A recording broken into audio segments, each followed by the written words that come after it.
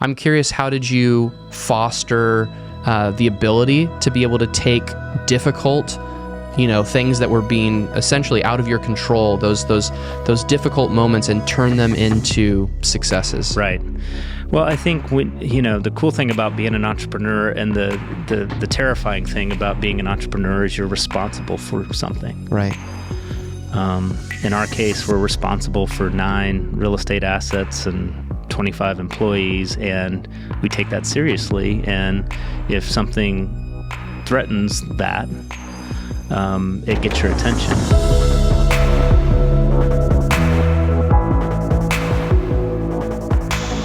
Hey everyone, Sean Sidders, CEO and founder of Mallard Agency. Welcome back to another episode of Founders in Flight. Today, I'm going to introduce you to Tim Slaughter. He runs an organization called Caddo Office Reimagined here in Dallas-Fort Worth. They're a co-working space, and I actually started my business in one of these spaces. Today, we're going to talk about a couple of different things. Number one is, how do you actually navigate those challenging moments that might be outside of your control in your business? And then after that, we'll talk about how to build a culture of healthy feedback in your organization, as challenging as that may feel. Stay tuned. Tim, so glad to have you here, and thank you so much for taking the time to join us on the podcast. And you've been a mentor, a friend, a fellow entrepreneur. Yes. At the end of the day, and local here to DFW, and running Caddo Offices Reimagined. I would love for you to just tell us a little bit about the business. Give us the story of the origin story, if you will, of Caddo. Sure. So Caddo Office Reimagined is relatively new. We started off as Caddo Holdings, and that was back in 2009. And a lot of us that were in commercial real estate at the time found ourselves either suddenly unemployed, which was my case. In the case of my 2 co-founders, they weren't suddenly unemployed, but they just weren't making, they were commission-based. So they found themselves not making much money. And so, that was during the great financial crisis, and there was nothing happening in commercial real estate. And so a lot of owners of the businesses at that time, including our bosses, had to make difficult choices. And the 3 of us knew each other through just we were service providers to each other. I was a developer, and we liked and admired each other's work, but we were early 30s, and we didn't really have any of the raw materials of being credible entrepreneurs. We didn't have balance sheets. We didn't have track records of our own much, certainly not as a company. But we did have a strong passion for real estate. And we did, I think we all had different strengths. And that was something my partner, Dustin, who's one of our co-founders who brought us together, there's 3 of us, he saw that there were complementary strengths that the 3 of us had. And that was really, I think that was really key to our success, was, the ability to, one person didn't have to take on all the burdens of the business. And I think that's one of the reasons, sitting here 15 years later, we're still partners and co-founders together. That's a long time for people to still be together. But we've always seen it as it's not one person bearing all the burdens. 3 of us are bearing them together. And when you're starting a business in the middle of a financial crisis, there's a lot of burdens to bear. Yeah, no kidding. What were those complementary skill sets that you talked about? So Dustin, he was a broker, and he was really good and creative at finding deals and putting deals together. And he was working a lot of land transactions in the Uptown area. Okay. And that's how I met him, because I was a developer looking for land in that area, and we actually bought a deal that he put together for us. And so that's how I got to know Dustin.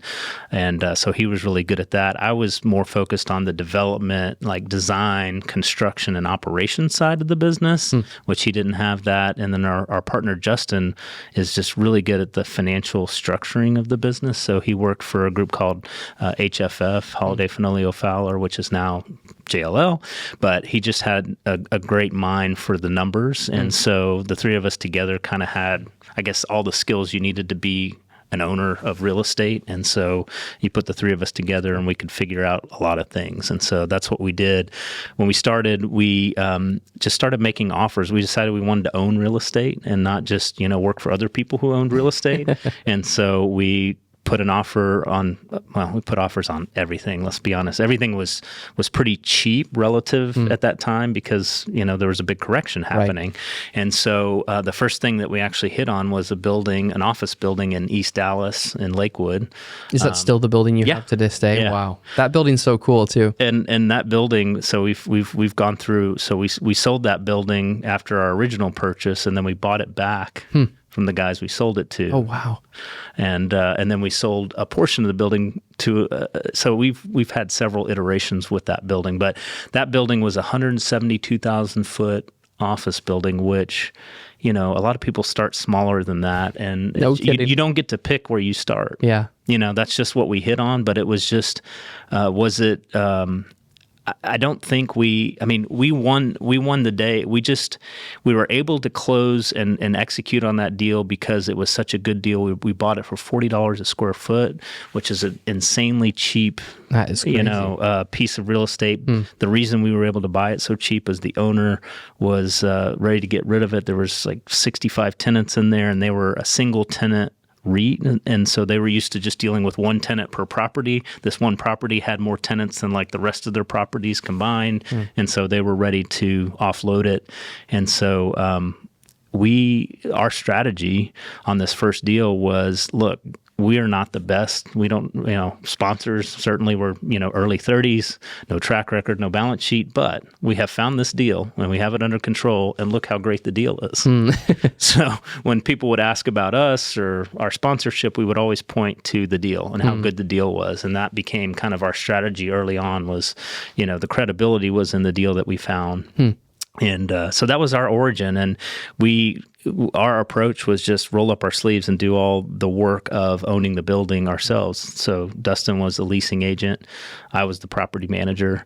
And Justin actually moonlit for his company for a while, because his prior company, because there was only really 2 full-time jobs there that we could pass through to the investment. And so until we bought more property, he couldn't come on full-time. So that's what we did. Wow. And now you find yourself 15 years later. Yeah. Let's just skip over all that. No, I'm just kidding. No, there's a lot in between. But before you skip over, I will say the really cool thing that made us a company. So, those first few years of owning that one building, we weren't big enough. It wasn't paying all the bills for us personally. It was just a struggle. And so we weren't really a real company. And I was still doing consulting work on the side, just whatever it took to pay the mortgage, you know? Right. And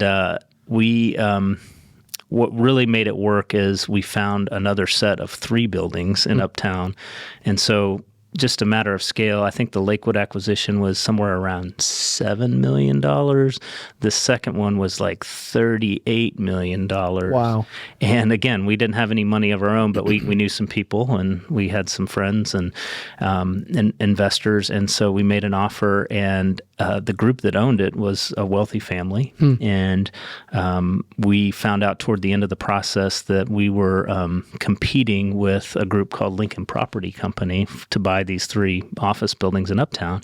And so what we did was to sweeten the pot and compete against a much more established, 30, 40-year-old brand, is we said, look, we at the time, all we had in our bank account as a company was like $120,000. We had just made a commission from selling something for someone else. And so we just said, look, we're going to take that $100,000 and we're going to put it hard day one to buy these. So we're going to contract to buy these 3 buildings. We're going to take $100,000 at risk day one that we close it. And if we don't perform, you keep the money. And $100,000 isn't much on $38 million. But what we told them is, it's not much to you, but it's everything to us. And they bought that. The seller bought it. They loved the moxie that we showed, and we were able to perform and find the investor and find the banks to get that deal done. And so that was our second deal. So we went from 1 building to 4 buildings all of a sudden. Wow. And then we had a real company. And so we were able to, and then Justin came on full time. And so it was just a huge, blessing. But I mean, we certainly didn't know what we were doing fully at that time, but we were buying assets relatively cheap, and that gave us a lot of wiggle room, a lot of forgiveness, a lot of give. Right. And so that enabled us to make some mistakes along the way. Yeah, no doubt. I mean, what a cool story. Yeah. And it sounds to me almost like you, out of necessity, we're kind of forced into it a little bit, and then had to react with intellect and a little bit of luck here and there. Yeah, very fortunate. And I don't want to breeze over the past necessarily, but more so just give context for where you've landed, and we can kind of backtrack from there. My experience with Caddo is, I actually officed out of a Caddo building at the very beginning of our business. It was actually, it'll probably be the place that I point to and say, that's where it started. And, for me, I've really experienced all the benefits, but for anybody listening, they don't know your positioning. They don't know the benefit of what you offer. So where do you find yourself today? Kind of walk me through what the business looks like in current state. So I think along the way, what we learned over, call it a 10-year period, is that we really love serving small businesses. Yeah. Like, Mallard, which was Craftsman Creative at the time. But what we found is we just really had a lot of kinship and camaraderie with the small businesses that were our tenants, because we shared in their struggles, and we, like what we're doing right here. I enjoyed those conversations. Like for me, when I think about what do I enjoy most about my job, I love hearing about how our members, we call them members now, their stories, how they make a living, and I love the design aspect. So when we're sitting here talking about the lighting in here and the sounds, I love design and I love entrepreneur stories. So I get to do both of those things with this. And so our whole concept is really this Caddo Office Reimagined is our mission is to provide space for small businesses to thrive. So we're highly focused on the small business owner in the suburban communities of DFW today. We will likely grow into other Texas suburban communities outside of DFW, but for today, we're just in DFW and we're in 9 communities. But we're really talking about businesses typically less than 20 people, a lot of times less than 10 people, who are kind of a 5 to 10 minute drive from one of our buildings. And a lot of times we're not talking about people who would normally be in an office building. It's people who might be just working out of a home office. And they've got to the point in their business where they need to sort of have separation from the home, or it's too distracting, or, they need more credibility than what working out of a home address can offer. And so they're ready to make that investment in their business and get out of that home office. And that's something we provide. And that's what really we're laser focused on, that customer profile. So we don't really lease to the big, corporate enterprise customers, and a lot of our competitors focus on that. But we really, if we get them, it's by accident. But we really cater our entire business model to the small business owner. That's so cool. Yeah. Well, I feel that for sure. But when you're talking, I'm so curious about how you've gotten from this, like, I got forced into entrepreneurship. And all of a sudden I have 4 properties. And now you have, whenever you communicate your positioning as a business, you communicate with such clarity. Like, you know who your audience is, you know what your brand is, you know what your product is, you know why it's valuable. But I'm curious, like, what was the journey like to get to that level of focus? Because that doesn't just happen overnight. No. Well, I think what happened was COVID happened. So when we bought our assets in 2019, the co-working assets, we knew how to own office buildings. We didn't know how to own co-working office buildings. So, if you took a typical 100,000 foot office building, you might have 10 tenants in that building. Well, now we have a 40,000 foot office building that has 155 different members in it. And that's just a different animal. Totally. And by the way, none of them have any kind of term, so they can leave at any time with 60 days notice. So you're taking real estate as sort of a lease and a contract to really a product. And so it's a different mindset, and it's much more of a customer-friendly, member-friendly, tenant-friendly, however you want to characterize it, positioning that you have to take. And you really have to understand your customer and their needs. And we learned that through the pandemic, because what we were faced with was, okay, well, in some places like Dallas, you had to be at home. Other suburban counties, you were allowed to come back to the office, but, we had no contracts. Everybody could leave with 60 days notice, and people did, especially the ones who relied on in-person, face-to-face meetings, like therapists, for instance. Right. And so what we needed to do when we bought these co-working assets from another entrepreneur, they were just 100% full, and they kind of stayed that way. And we're like, man, this is great. Easy money, right? Mailbox money. And when COVID hit, we really had to go on a journey of who are these? Who are our customers, and why does this concept exist in a way that we didn't before we bought the assets? And so that's when we got all this positioning around, well, who's here? Who do we serve?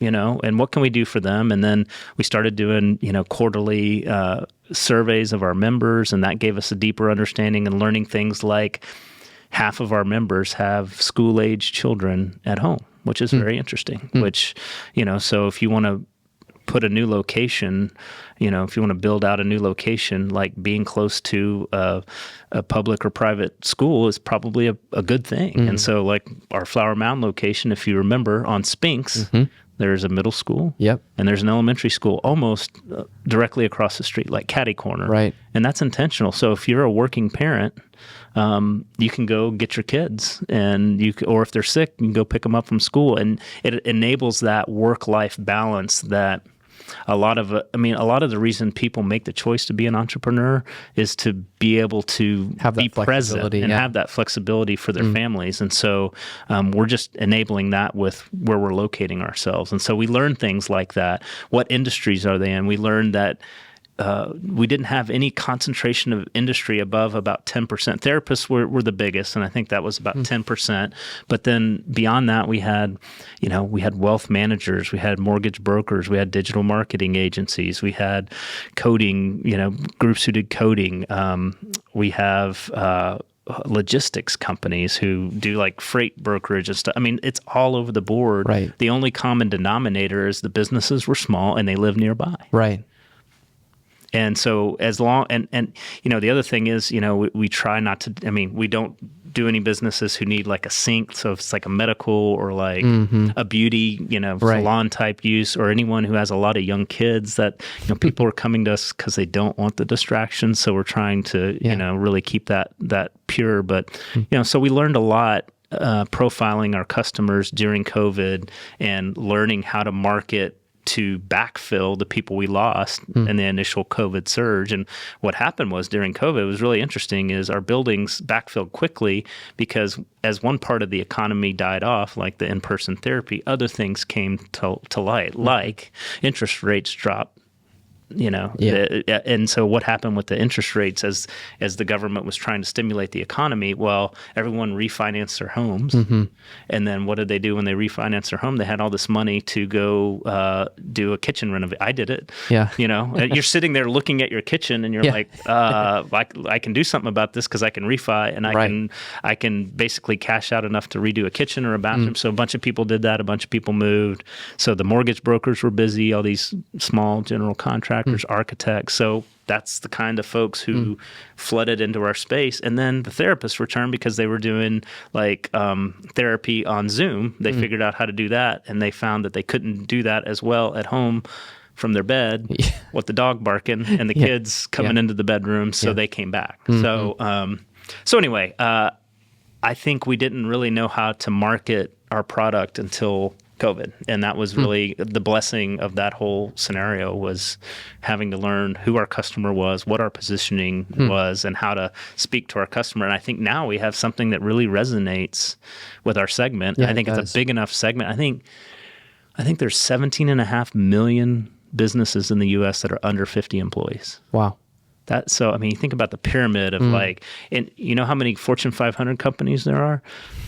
About 500. Is this a test, Tim?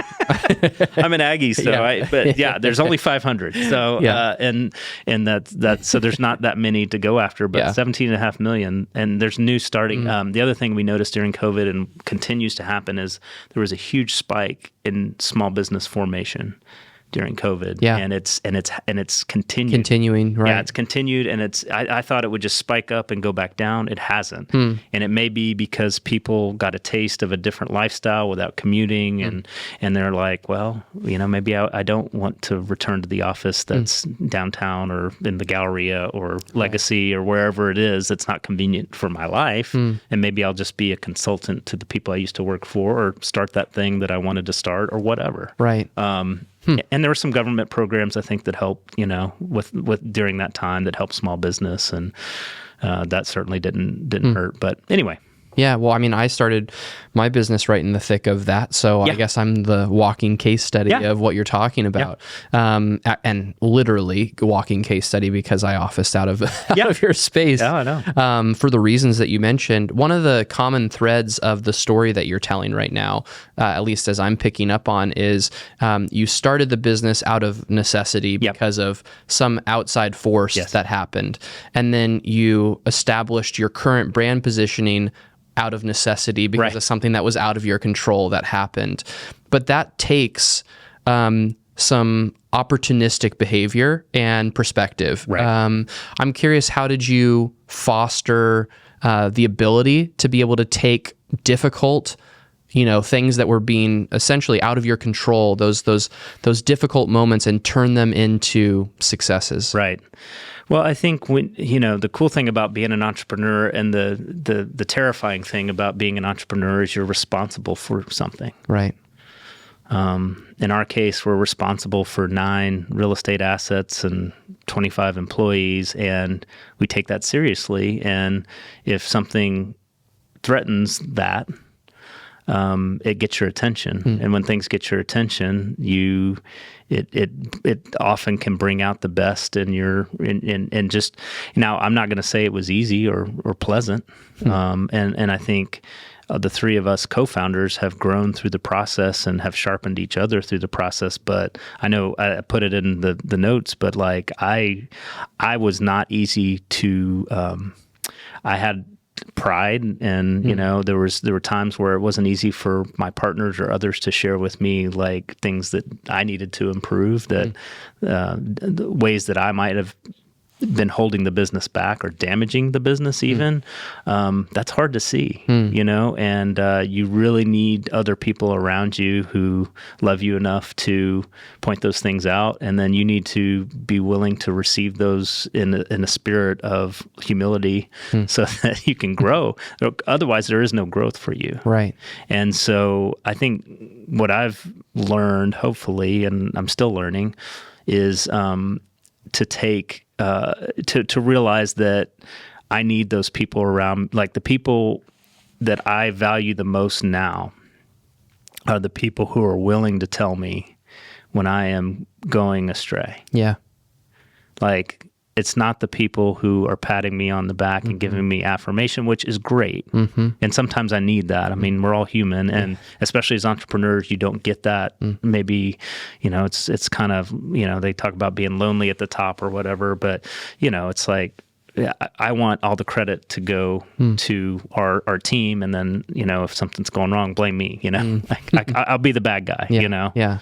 But, I don't know. I just think for me, like, that's that. And then once you have that, like, we're trying to bake that into our culture now. Like, one of our core values is invite feedback.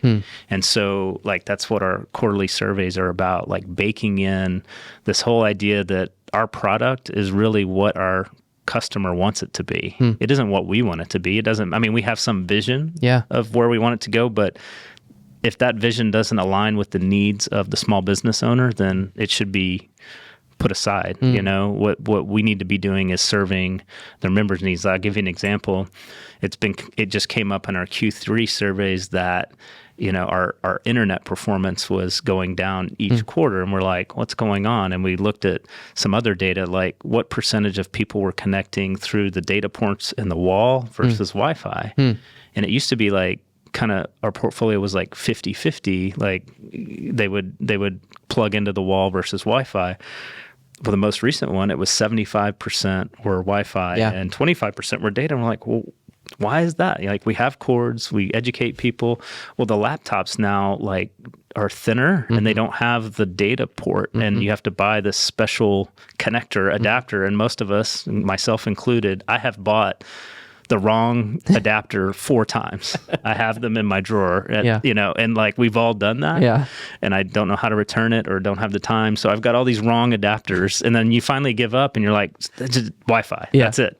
And so that's what happened over time. Slowly, everyone's replacing their laptops and they got the new ones. And so what do we need to do? Well, it doesn't matter that we've spent all this money wiring our buildings. If our members are buying laptops that are hard to plug in and they don't want to do it, we just need to upgrade our Wi-Fi. And so that's what we've done. And we've learned what the new standard, we've learned how to balance the WAPs is what they're called, wireless access points, and get into there and find out like there's different technologies with those where you can have multiple like conversations with multiple devices at once versus a serial one-on-one. I mean, it's very complex, but what we want to do is just make all that simple to the member. All they care about is when I'm on a Teams call, is it pixelating or dropping? Right. That's all I care about. That's right. And that's kind of the standard. And so that's just one example of like, hey, just listen to the customer, give them what they want. Yeah. They'll stay. And then create a culture where, because you can't possibly have your ear to the pavement on every single one of those potential issues for your customers. So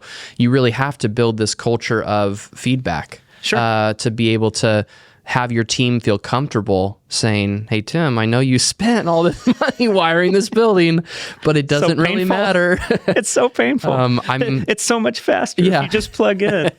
Don't care. It's hard. I don't know how to buy. And then, so, I mean, it doesn't matter. Like, it truly doesn't matter. That's what I'm saying. Like, we do our best and we try to get ahead of things, but like if that's the way the world's going, we just need to go with it. Yeah, that's so funny. It's funny that you brought up feedback because I posted on LinkedIn this morning, which will date this podcast, but I don't care.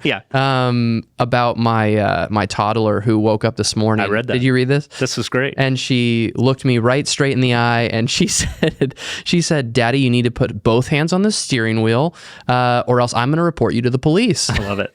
I love it. And I was like, of course, always thinking about the business, which is, a pro and a con, but relating that back to my team and really just equipping my team to be able to feel comfortable to look me straight in the face and say, I know this is uncomfortable for you to hear, but you really need to hear it. Yeah. And hiring people that are willing to do that and, employing strategies in the hiring process to really be able to pick up on, are they actually going to do that whenever the rubber meets the road? Yes. And then following through on it and expecting it out of your team. I wonder if you have any particular systems or processes as it relates to feedback in particular. Yeah. So, I mean, besides the quarterly surveys from our members, I always like when we're doing our employee reviews is it's all about, you think you're always, you're reviewing the employee, but I want to know, what am I doing? Yeah. And that's hard to pull out of people sometimes. I know.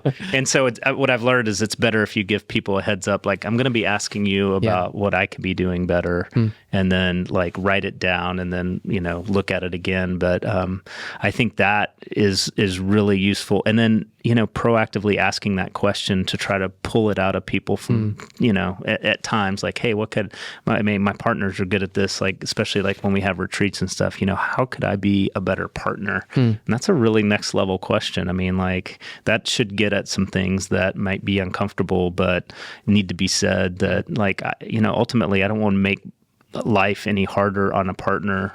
I want to do things that make my partner shine and make their life easier so that our business can perform well. Right. And that they can, not only that, but just like personally, like it's like we're married, like it's like a business marriage, right? And so it's like I want them to be personally and professionally happy and satisfied and all these things. And so what can I do, and how can we make that happen? And there's decisions that we make that impact the other. And so that's good. I have a hard question. If you're ready for that. Okay. Let me take Yeah. So what is one piece of feedback that you've been given over the last 15 years since you started Caddo that was the hardest for you to hear? And how did you go about correcting that? Yeah. Jeez. I warned you. Now I'm going to take a sip because I know you're probably going to come back at me. Yeah. I mean, I think Well, I think one of the biggest things that, yeah, man, I think for me, like, just being open to hearing it, the negative feedback, I think, without being defensive. My natural inclination is to go into defend mode, and that shuts down all future attempts. And so if you want to be a person who invites feedback and is truly humble, you don't bristle at the first inkling of feedback. And you also don't bristle when it's delivered in a way that isn't to your preferences. And I would do those things. And my partners and my spouse and my partners have pointed that out over the years. And man, it's just like, why am I this way? I hate it. Like, and it wasn't just one time, it's multiple times over years. And it's, hopefully less and less as time goes on. But I think for me, like literally it's pointing out like, dude, you you just don't take it well. So you're not, and so now I think back, it's like, how much growth have I missed out on by not getting that? I think the other thing is just like, there've been several areas or ventures that we've tried that haven't succeeded. And, sometimes it's timing, but sometimes, it's me, but you try things as an entrepreneur and you got to put yourself out there. Like we tried to do third-party management for other owners, and it was kind of a natural sector for us to play in. But, and we partnered with another group and we thought it'd be really good, and it just fell flat. And a year into the partnership, we just hit the eject button, and it just, it felt like, what was that all about? Like it seemed like a really good idea and it seemed like the right formula. And it's just like, I don't know, like part of it was me and not seeing things and my effort or my ability to adjust to people with different personality, like a broker and me who had more this operational mentality. Those can be like oil and water. It's like, they're just, like I want everything to be correct and they're selling, get those two in a room in a selling situation, and that can be difficult. Right. And so, and I don't think I, thought about that well or handled that well. And, so yeah, I probably need to have more concrete, better examples than that. No, but I think it's really. I think I've hired people that I shouldn't have. I've kept people too long that I shouldn't have. And then I've let people go without the benefit of hard conversations that could have helped them turn it around and stay. And I regret that. And I've seen instances where people have turned around when it's like, man, why couldn't I just have coached better, or you know what I'm saying? Totally. And that's hard. But I think, I like to think, hey, I've got good people skills, but it's like, really, do you? Like you give like one kind of diplomatic or one or two diplomatic warnings, and then you're lopping someone's head off. And it's like, people get whiplash from that. And it's like, that's a piece that's some feedback I received recently. It's like, hey man, like you need to be a little bit more direct. And in my mind, in my kind of nice way of approaching things and people, it's like, boy, I was really put it to them there. And it's like, no, they don't even know that was a performance discussion. And you're like, okay. Yeah. Right. So and it's really important to have those people who are really willing to call you out. But easy to say, hard to execute, hard to find, hard to discover those people who actually are willing to do that, because it's kind of countercultural in a professional environment in a lot of ways, unfortunately. People are worried about the repercussions of that, and you have to, over time, like you were talking about, really react to that feedback in a way that's going to encourage the next conversation, and then encourage the next conversation. And eventually that trickles down to conversations that you as the leader aren't even privy to that are happening in the organization. And, it never fully becomes perfect, but I think an organization that avoids things like gossip, or avoids things like, harboring, ill will towards a team member. So how do you do that? Well, there's the gossip part. The gossip part for me is I have my ear to the pavement in my organization a lot. And whenever I am having a conversation, the way that I phrase it to my team is it's okay to vent as long as you go immediately after venting to the person you were venting about, which for some people is extremely difficult. And sometimes even I wonder if it's actually productive.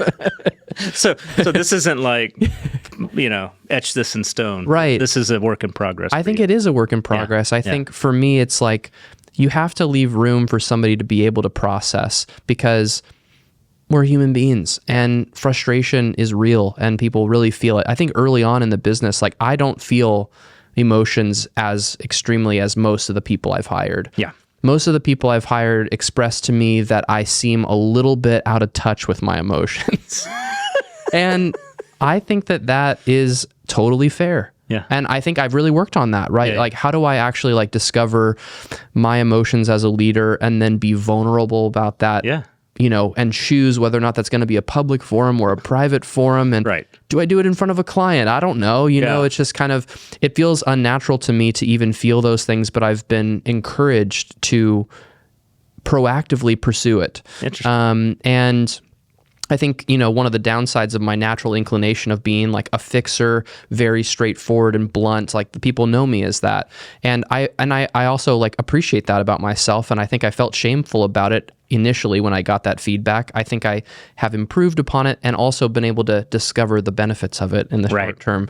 I think that for me, it really just comes down to, in terms of helping my team to navigate this, really giving them the permission to vent, but also sometimes physically walking with them to the hard conversation after that, which sometimes it really actually takes that physical, like I'm going to walk with you. Yeah. And I might even sit in it with you if you feel that uncomfortable. Yeah. But we're going to go and we're going to say to that person, the way you made me feel 15 minutes ago really impacted me.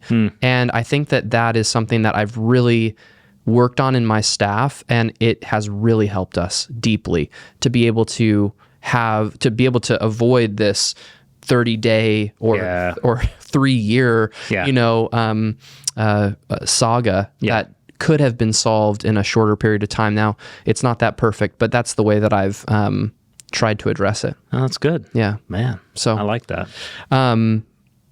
Last question for you. Yeah. And thanks for, just taking the time to do this and for being so vulnerable. It's so fulfilling for me. I'm really curious what the future of Caddo looks like, and specifically how you, Tim, actually fit into that. What's the future for you within the organization? Yeah. Kind of explore what that looks like for you practically and, for you as a person. Yeah. So it's interesting. I mean, I feel like, we have, just thank God we've kind of fallen into, we fell out of, and when I say fall, I mean, we made decisions, but we didn't time everything perfectly. But like as COVID was happening, we exited our last bit of traditional real estate. When I say traditional real estate, I mean 5 and 10 year leases. And that is exactly the stuff that is really struggling right now, and that we frankly are kind of scared of. Even it's getting a lot cheaper, but we don't know what to do with it. But we feel like we have landed in a niche that is where the market, at least for office space, is clearly going this way. Right. No doubt that there will be there will be a long cycle of more demand for flexible office space, and we have kind of an interesting niche within that niche, right? And so, we're one of the few groups that actually own the real estate of the co-working space, which allows us to do interesting things like, design our spaces in a certain way and put our buildings in certain neighborhoods that are close to our customers, which give us, we feel like, long-term competitive advantage. So for us, we feel like until things get substantially more competitive, we have a nice window to grow. And we think, over the next 5 years, we're talking, our vision is doubling in size from sort of 10 locations to 20, which seems daunting. Going from, 5 to 10, we started it 5 years ago with 3. And we'll be 10, we'll open 10 next year. We've started construction. So, but at no point COVID was kind of crazy, but it seemed like organic and like we can handle it. And now I feel like we've learned enough things that were scalable, and we could take kind of the same management team and grow to that size. And so that's exciting. The challenge for us is just really like we don't know how this will turn out as far as exit. What do you sell? Like no one's done this exactly the way we've done it, and like buy the real estate or build the real estate and then sell this. I mean, there's no template for that. And we've told our investors that. We have a investor event tonight, and it's just like, hey guys, we don't know. Like we think somebody's going to really like it when it's all done. Yeah. As long as we continue to perform. I mean, we're 98% lease across the board. We're doing great, but it's just like, we think it's going to be great and someone will really like it and buy it. But if they don't, we're making really good returns for you. And most of them are happy with that. And so that's kind of our plan. For me personally, we started the business, I was 33, I'm now 48. And so, you tired yet? No, I mean, because we have switched gears, switched lanes, we're still entrepreneurs and we're still in real estate, but we're in a totally different part of the market. And it's a new part of the market. And it's interesting. I would say 10 years of traditional real estate, we were all getting kind of tired of that. And then it just kind of met its end, and we found this new concept. And so it's reinvigorated us. And so, no, I'm not tired of it. I mean, my kids are gone and in college now. And so like personally, at some point I'm going to want to be around like grandkids and stuff like that, which is crazy to think of. But my daughter is 21 and my son's 19. And so it may not be all that long out. So yeah, I mean, at some point, we want to have more freedom for, I think, a lot of people talk about how do you define wealth, and like I think a good definition is just having not necessarily an abundance of cash, but an abundance of time.